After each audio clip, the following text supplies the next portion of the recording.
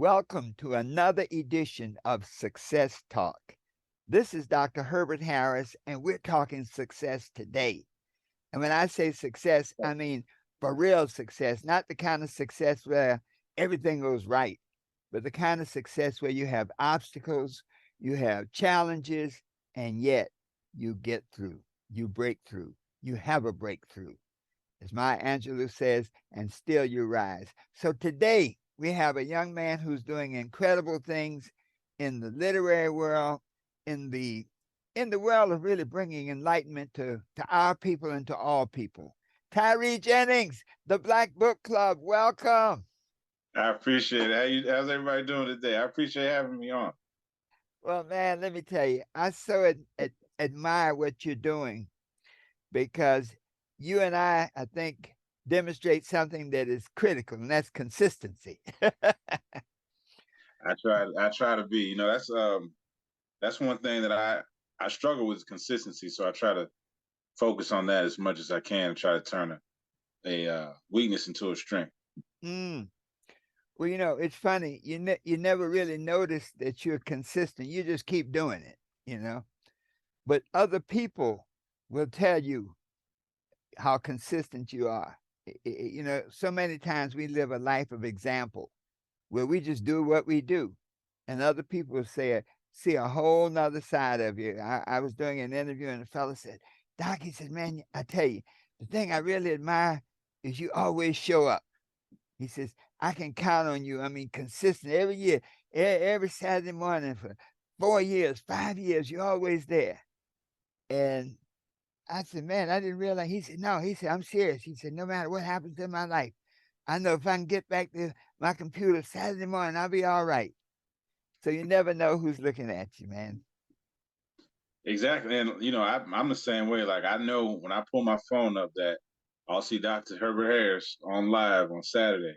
Mhm. That makes me want to get up and start doing what I need to do on my end as well. Cause I know, you're not letting any time waste. You're not letting, sitting down, letting the breeze blow. So I got to get up and do my thing as well.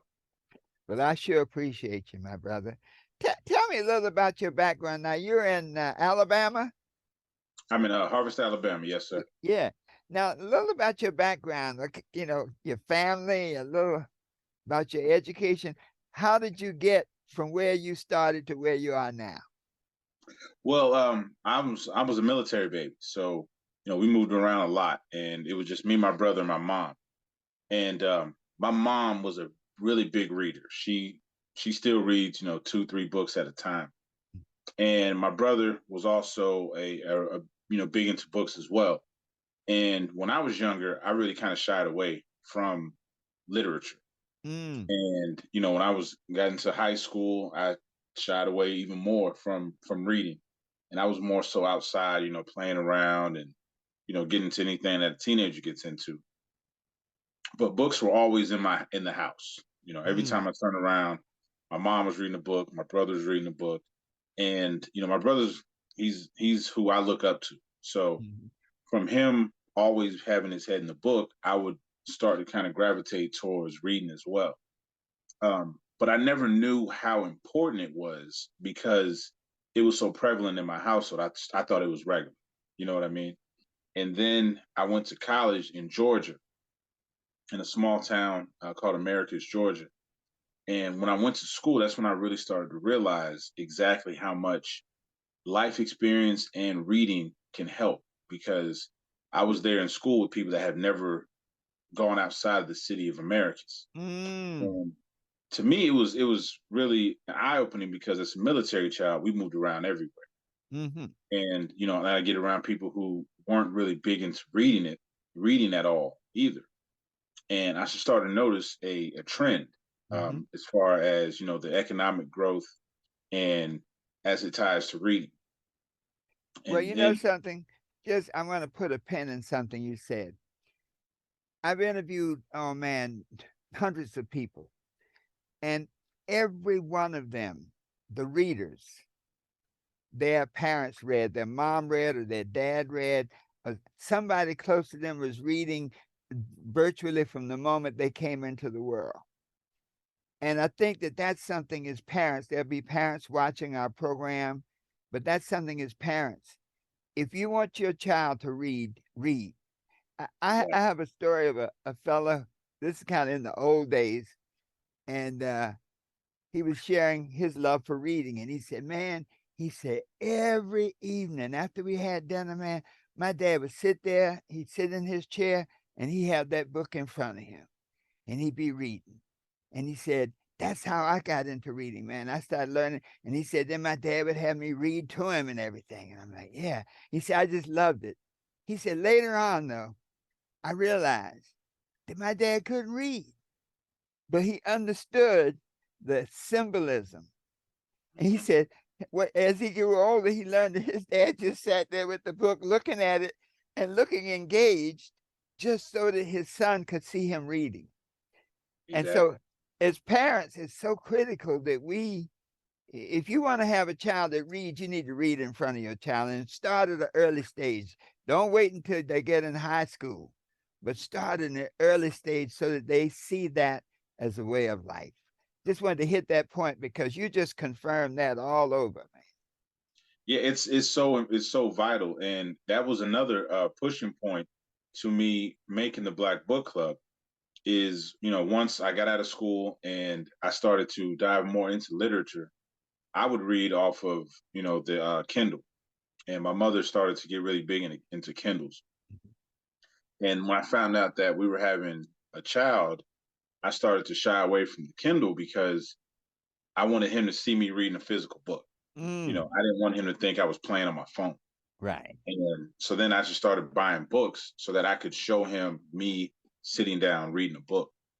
And like you said, I just wanted to kind of pass that to my child, like my mother passed it to me. I mean, she was reading, Maya Angelou and James Baldwin books when I was in the ninth grade. I didn't know what they were, but now looking back on it, I can see, how much it affected me down the line. Mm, wow. So now, when you started the book club, I mean, how did that idea come about? Because it's funny. Yeah, I've enjoyed working with book clubs, speaking at book clubs, but I never really thought of starting one myself. What was your thinking on that? It's a funny story, really. We as a family, we went to go see Black Panther, and the next maybe a week later, I was up at maybe 5 in the morning, and I was looking online for the song that played during a certain scene on Black Panther. And I don't know why I was looking for it. To be honest with you, I have no idea. And I typed it into Google, and when I put in Black, the um, the the system guessed library project. So just put in Black Library Project, Hmm. and I started looking into it, and it showed how you can build a library in Africa with $500, and you collect a certain amount of books. You can send it over, and they'll build a library. And excuse me, my wife woke up, and the first thing I said to her was, "Let's build a library in Africa." I hadn't told her that these were my plans because it really just hit me in the middle of the night. Uh-huh. And all praise to her. The first thing she said, "All right, let's do it." She didn't ask any questions. She didn't say why, where'd that come from, anything. She said, Uh-huh. "Okay, let's do it." And we started to do it. We started to collect the books, and from collecting the books, we sent about 1,500 books over to Africa, and that really inspired me. I said, "Okay, I want to do something here locally in the same vein." And Uh-huh. then one idea turns into the next, and then sooner or later we have the book club, the Black Book Club. Wow. Now that's something new. That's a great idea, man, because I find that many of the Africans are very hungry for a lot of the books, things that we take for granted. Yeah. Exactly, and that's what really caught me off guard is first how needed it was, Mm-hmm. and then when I announced on Facebook that I was accepting donations for the book drive, I really got influenced by the amount of people who knew me in college and knew that they had never seen me collect books. They have never seen me start a drive for anything or donate things to people. They Mm-hmm. had never seen that, but they believed in it. Right. I had people saying, "Okay, I'll send you 20 books." who, I either didn't know that well in college or they didn't know me for doing anything like that. They just believed that I would do it. They Mm-hmm. just said, okay, I'll send you some money, you buy the books. And them having that faith in me really, really drove me to want to keep going. Wow. And then seeing my kids start to enjoy collecting books and, pushing the cart into the post office to send the books off. And, they started grabbing a few, said, we want to keep these. And Yeah. just seeing that really just kind of gave me purpose in what I wanted to do. And then, that kind of sprouted into the Black Book Club. And how many kids do you have? I have two, Uh-huh. two boys, Uh-huh. 12 and 7. Okay. Beautiful. That's now let me tell you something, brother. You laying some serious track for them. You know, they say it's a whole lot easier to get on the train than to lay track. But many young men don't have that strong father, that symbol to lay that track. So all they do is got to get on it. So many of our young men, because of the circumstances of life, have to lay track and get on the train. And the darndest thing, they got to do it at the same time. At the same time, yeah.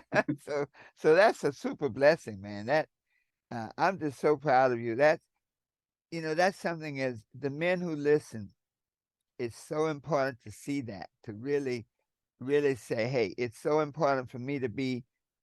You don't have to be. It's better to be an example, a good example, than to be rich.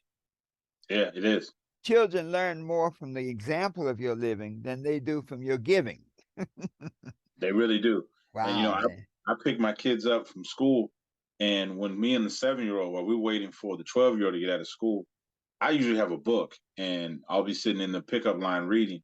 And Uh-huh. like you said, that example just travels because I didn't say he had to do it as well. He just gravitated towards it, and next thing you know, he's sitting there next to me with the book, just because boys, children, and in general, they're gonna take from their parents, and they mimic what they see more than they mimic what they hear. Wow. Yeah. That's a beautiful piece, man. I want people when they hear this to realize that of all the things, the habits that we can impart to our children, reading is powerful. When you get on up into the higher echelons, they tell you leaders are readers. Every When you time, yeah. start, yeah, and some people have to start late.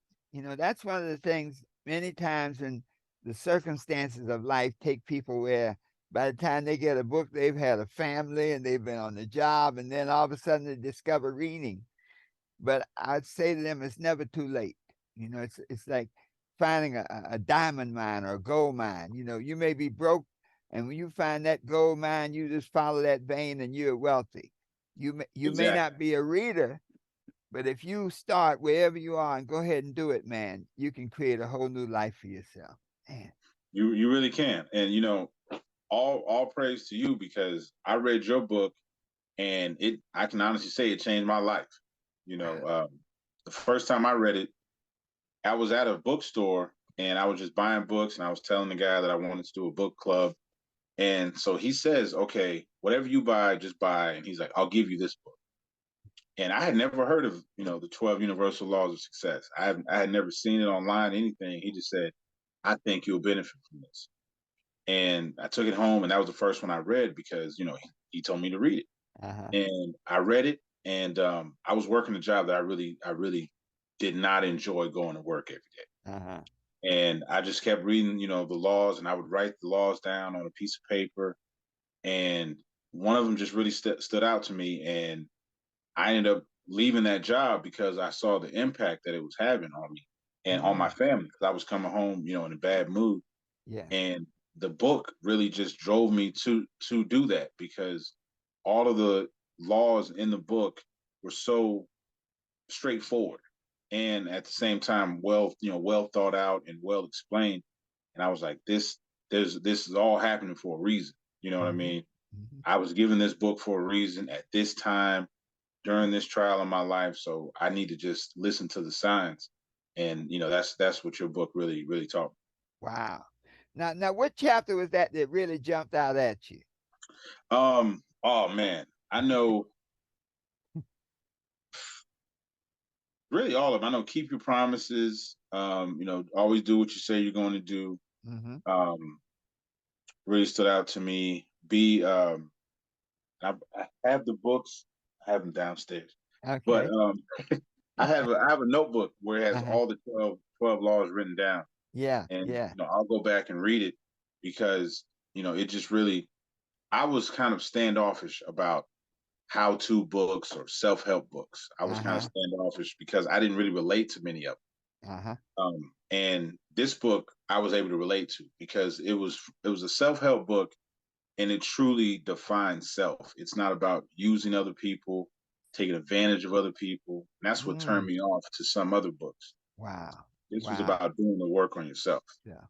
Now, you know what, Tyree, I thank you for that, man, because I think that was what we meant to do. When we were writing the book, it was really a personal journey ourselves because, some books you research and write, other books you research and live. And it I do really that. made, yeah, it really, I it, do.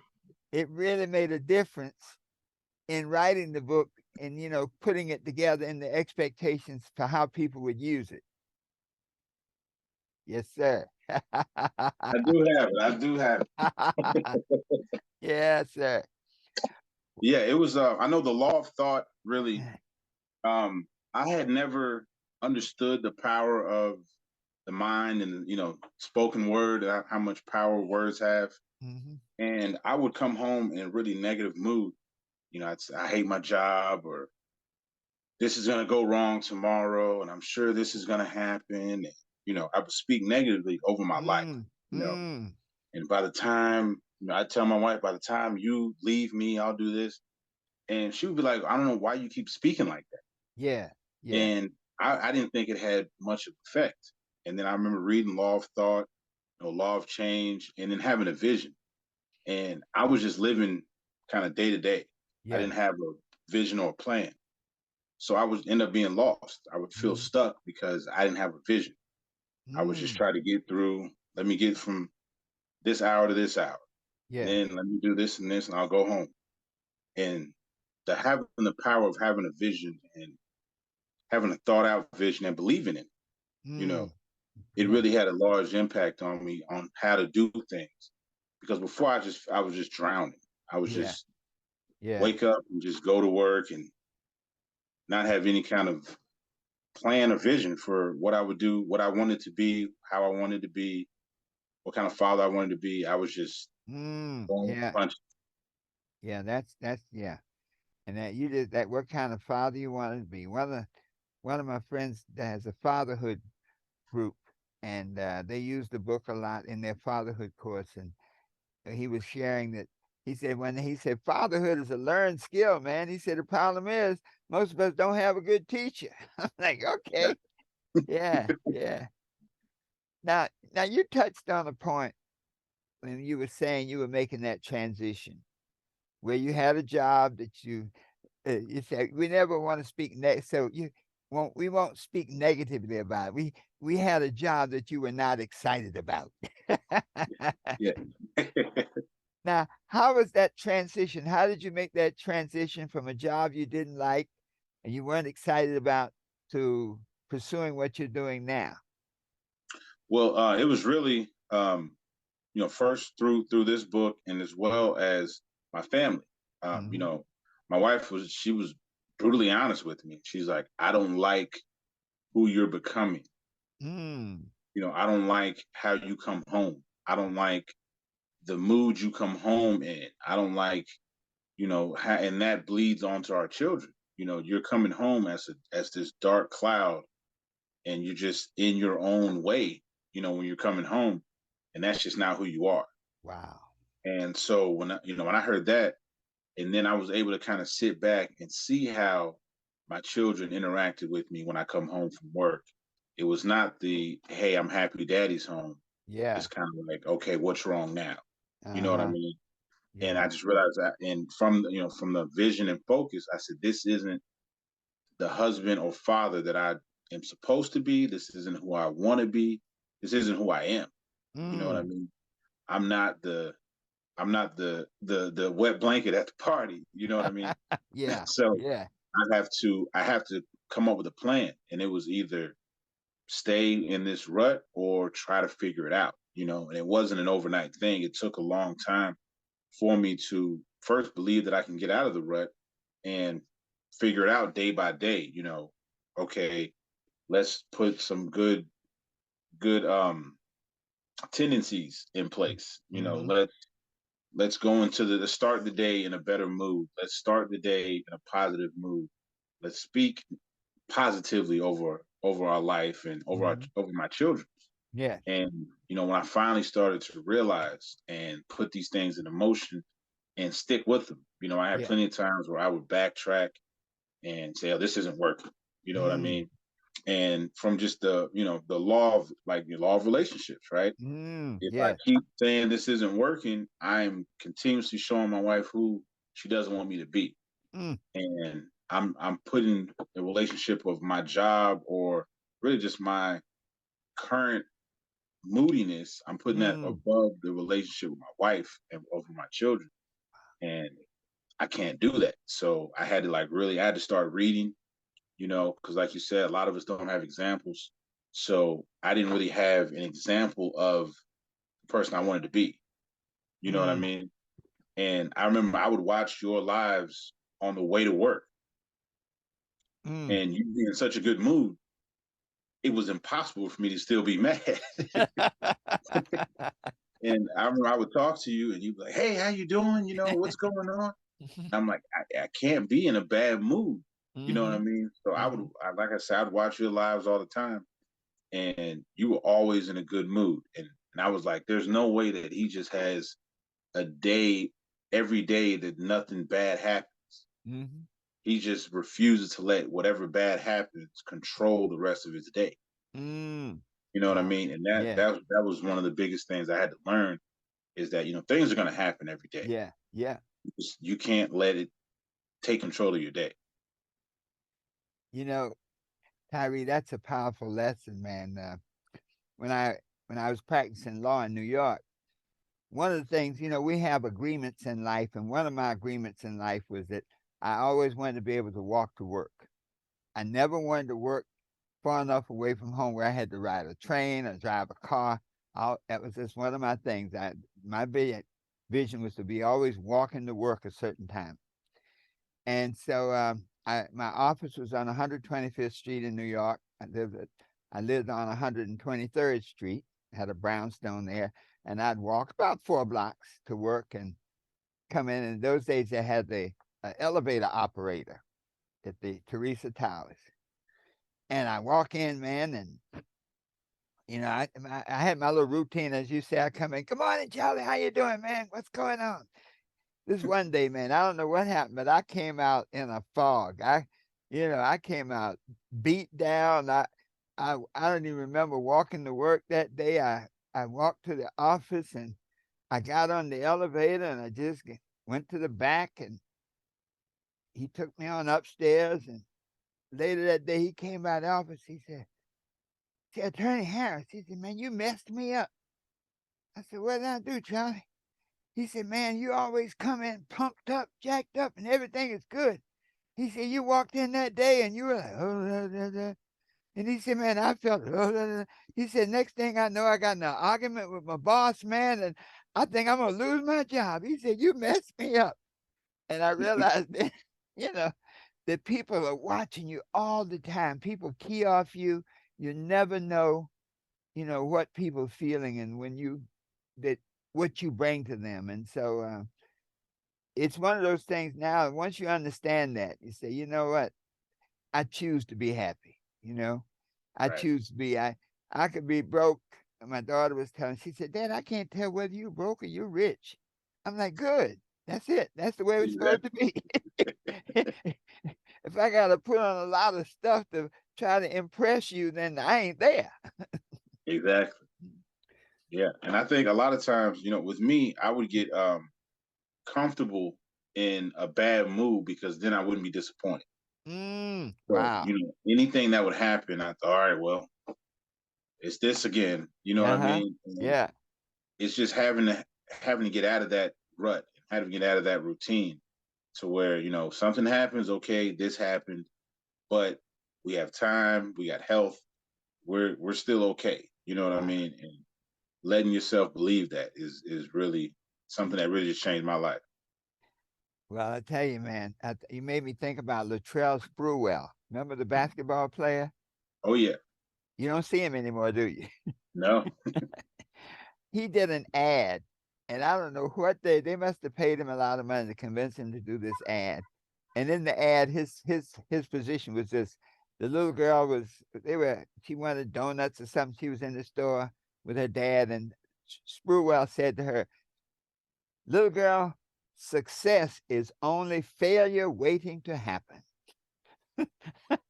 I'm like, man, and we kind of see where, with an attitude like that, it's very interesting where you're going to end up. It really is. I remember I had a coworker who was like that. I mean, anything he would speak negatively over it. If he said Mm-hmm. it's a nice day, it'll probably rain. Mm-hmm. Hey, you order food, it'll probably be messed up when it gets here. Uh-huh. And you'd be surprised at how many times that he would say it and he'd be right. You'd be right. And he took it as saying that, see, I knew it was going to be bad. Uh-huh. And really, it's just because you keep speaking negatively You over keep, things, that's it. and the universe is rewarding you with what you keep speaking about. It confirms what you say. Yeah. It does. Yeah. Now, when you were making that transition now, and I saw your wife, she poked her head in earlier. She got to come and we got to see this lady because I want to just really stress how important it is to have the person who's close to you, to have them believe in you, to Oh have yeah, them definitely, supporting you. definitely. Yeah. I'll Yeah. grab her. Tyree, Yes. Tyree, can you ask mom to come in here? Yeah. Yeah. Now, when you were Can making you that ask mom to come transition, in? Leave the door open. when you were making that transition, was there any particular obstacle that you confronted, one or two that either made you doubt yourself or made you wonder if you'd made a right decision? Definitely. I was, just kind of in a routine of negativity. And Mm, when I just started to try to be more positive, it was like bad things were happening back to back to back to try to make me prove to myself that I can have a more positive state of mind. mm-hmm, And I remember thinking like this isn't working, nothing's changing. And I would just, go to sleep and wake up and try to be positive again. And then eventually, slowly but surely, things started to kind of work out. And I remember always I would have this vision in my head of how I wanted my children to react when I came home. mm-hmm, And I would want them to be excited. I'd mm-hmm, want them to get happy, jump up, do the hugs and all that kind of stuff. And the first day I came home, it didn't happen. And I was like, oh, this isn't working. I was nice to everybody all day mm-hmm, and I'm not getting my reward. mm-hmm, But I slowly but surely started doing it every day. And then sure enough, I'd come home and it was everybody in the house was happy to see me. mm-hmm, And that was kind of my barometer to see if what I was trying to change was working. mm-hmm, Because I remember when I would come home and they would kind of avoid me. It's like, okay, dad's home, he's probably mad, let me leave him alone. And mm-hmm, my 7-year-old, he speaks his mind about anything. mm-hmm, So I'd come home and he's like, what are you mad about today? And I remember like, wow, I didn't even say I was mad, but he was just so used to me being upset. mm-hmm. And so now when I come home, he's excited. That was a question. So he would be excited. So then that's Uh-huh. when I started to realize that it was working. Wow. Yeah. Now, did you ever doubt yourself once you made that decision? Now, when you went from the job, what did you do? I had a little while of not working, and then just trying to find the right opportunity for me. And that's when I really started to doubt myself when I wasn't working and thinking it's not going to work. I've made a mistake, and what am I going to do now? And started to kind of panic. And Mhm. I just remember my wife being like, "It'll be all right." Like she would realize when I was starting to drift off into that self doubt kind of zone. Mm, Because I mean, I've known her for over 15 years, so she mhm, knows exactly when any mood changes. Uh-huh. And so she'd be like, all right, calm down. Like you saw her rub my shoulder. She, she'd rub my shoulder and just Uh-huh. calm down. It'll be fine. It'll be fine. And that's when I started to really just come back and, come back to the book and really tell myself that I'm doing the right thing. Hmm. So, well, thank you. I think that really was a great tribute. I saw her hand there. Thank you. We appreciate you. We want to let you know. I tell you, you are so important. And I wish that all men could have a wife like you because Oh, being supportive, I mean, it's just critical. When the person closest to you doubts you, it's like, man, it's like working up, looking in the mirror and looking at a mean face. And so I just want to pay tribute to you and say thank you so much for being a great wife, a great supporter, because you have an incredible husband there. he's incredible. Oh, What impressed you most about him as he was making his transition? Um, just him being consistent. Okay, That was, consistent. Uh-huh. yeah. And you helped him do that. Instead of, up and down, up and down, up and down, just kind of be consistent. right. Wow. Right. That's a jewel, man. That's a jewel. Yes, yes. Now I can see now when you got a rock like that, buddy. you you know, that's a rock that can keep you floating. Yeah. Mhm. Definitely. Yeah. Yeah. And, she, she has a very strong way of demanding me to show up. You know what I mean? And she was just saying like, hey, you need to be consistent. Mm-hmm. I'm Mm-hmm. your wife. We have two children, and they can't handle the up and down, and Yeah. they shouldn't have to. So it was about just being present and continuously showing up to gain their trust to where, Mm-hmm. they can depend on me to be there and to be present and to be trying my best at all times. Mm. Now Tyree. Now that you've gotten the Black Book Club moving, Do you think you appeal more to older people, to baby boomers, or to younger people, or is there a good mix? What do you think? I try to do both. I try to Uh-huh. kind of be a bridge. I try to, and that's what we really focused on when we built the Black Book Club, is to be a bridge, because there's a certain block in most kids' lives when they kind of fall out of love with literature. They want to Mm. focus on being cool. And so we wanted to try to make reading cool as possible Mm-hmm. and, to speak to the younger generation as much as we can, Mm-hmm. and try to impart that wisdom. I'm 38, try to impart that wisdom. So when I talk to people younger than me, I can give them a 12 universal laws of success when Mm-hmm. they're 22, 24, and they can go further than me when I read it when I was, 34 years old. Mm-hmm. So that's when I got the book Mm-hmm. and the impact it had on me. So I know if I can get to somebody that's 25, 26, they can even go further than me because they got a 7-year head start, Mm-hmm. So we just try to be kind of that bridge to where to speak to the younger generation and let them know like, hey, start preparing now so that you can, you know, do reach new heights when you're 35, 36, and you're not having to play catch up. When I was Mm. 20, when I was 25, 26, when I fell back in love with literature. And I just remember thinking like, where were these? If I could have just picked up my mom's Toni Morrison books when I was in the 11th grade, if I could have Mm. picked up a Bell Hooks book, and learned about patriarchy and learned about emotional intelligence and all these things that I had to teach myself when I became older. If I Mm-hmm. could have read those when I was still developing my emotional intelligence, I could have gone and, I still would have had the ups and downs, but I could have managed myself better and not had to catch myself in a spiral. Wow. So, I try to, whenever we have events and stuff like that, I talk to the younger kids, I talk to them in their language. I always Mm. try to make sure that they understand that I'm not, I'm respectful of them and of whatever and their journey. Mm-hmm. I just want to tell them about this book. So I just always try to be respectful to them because I remember being that kid and, an elder come to talk to me and starts it out with disrespect, I wouldn't listen to anything that person told me after the disrespect. So, Okay. I try to be respectful, and that way I can be in a mode of a teacher, Mm. and I can Yeah. really speak to them, because if a teacher can't get through to a student, it's usually the teacher's fault. Right. Right.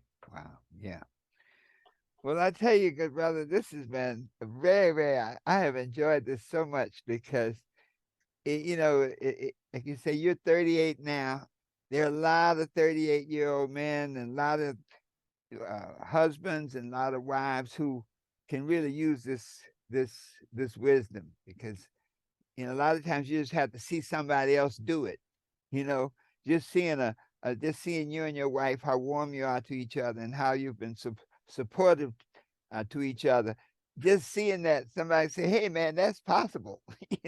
Maybe I'm just with Exactly. the wrong person, but I know it's possible. Yeah, yeah, Exactly. Yeah. yeah. And that's what I had to learn, that it was possible. I think a lot, especially with my generation. Hmm. We see so much negativity on TV, um, with people in relationships. We see the bad things so much because it's drama, and it creates good TV, that we normalize it, and we don't Hmm. really see any healthy type of relationships. Hmm. Well, we're sort of nearing the end of our interview, and I think you covered so many great points. Um, what advice would you give to your younger self?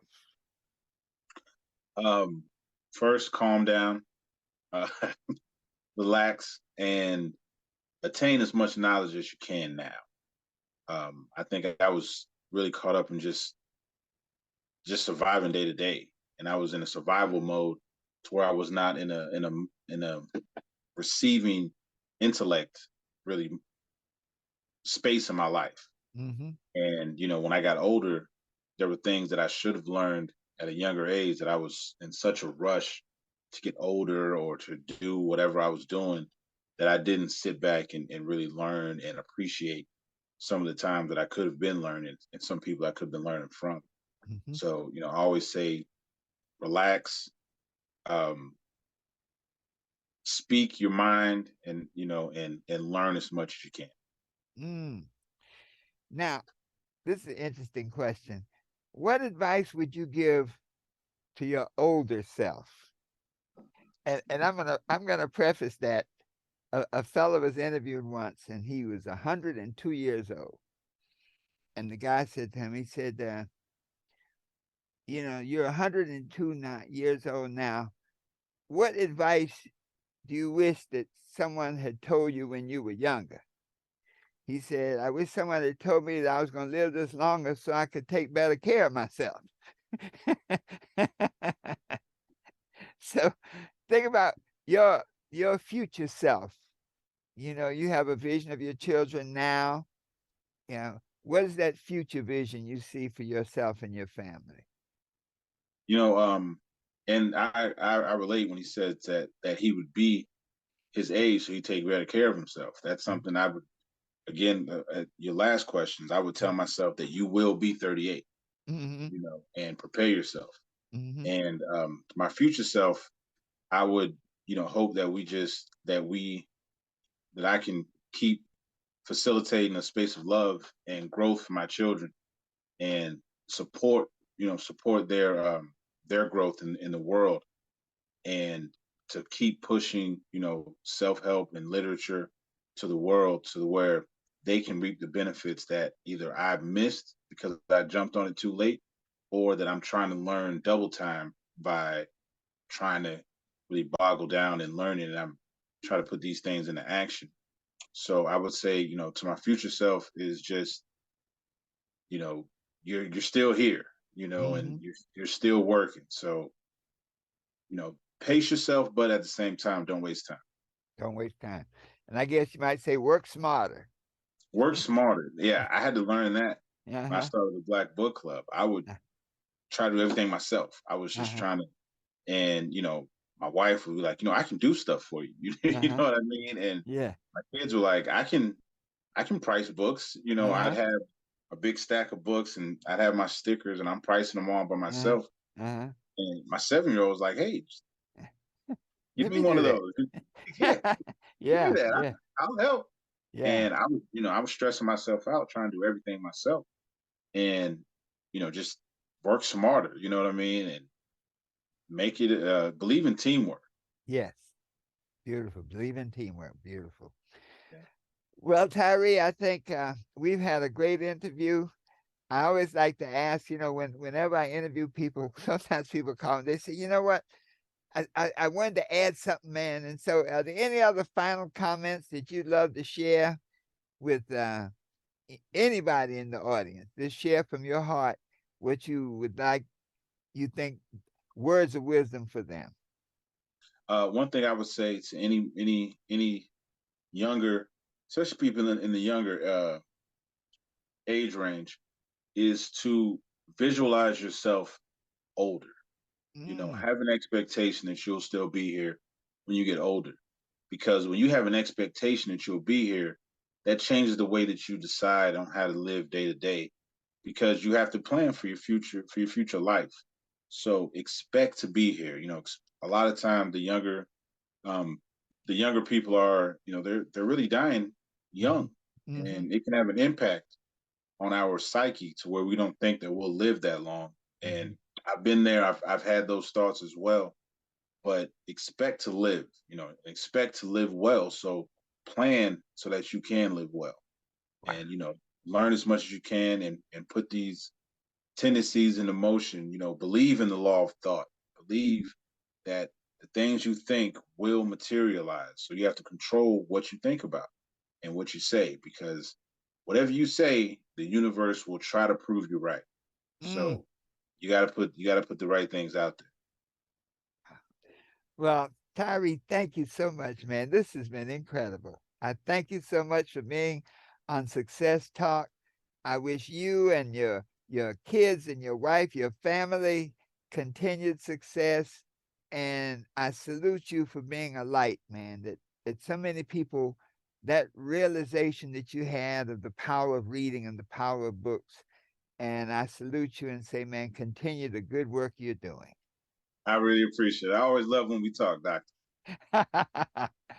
Well, folks, listen.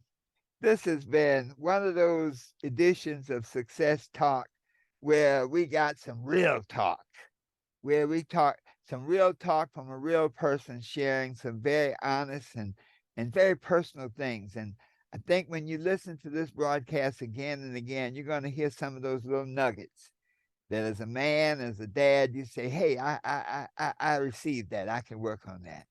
And as a wife, as a spouse, as a significant other, see that value of being supportive. And we've shown that today. So thank you so much, ladies and gentlemen. Join us again for Success Talk so that we can help you be what you want to be, do what you want to do, and have anything you desire, always knowing that the best is yet to come. So it is. All right. Man, I love it. I love it. I What a great. appreciate it. Yes, yes.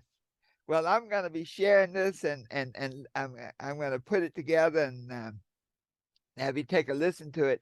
I think there's some great nuggets in here, man. When you take a listen, I like to, once I do an interview where I hear a lot of good stuff, I often have a transcript done. I think I'm gonna move on that because there's some nice little nuggets in there.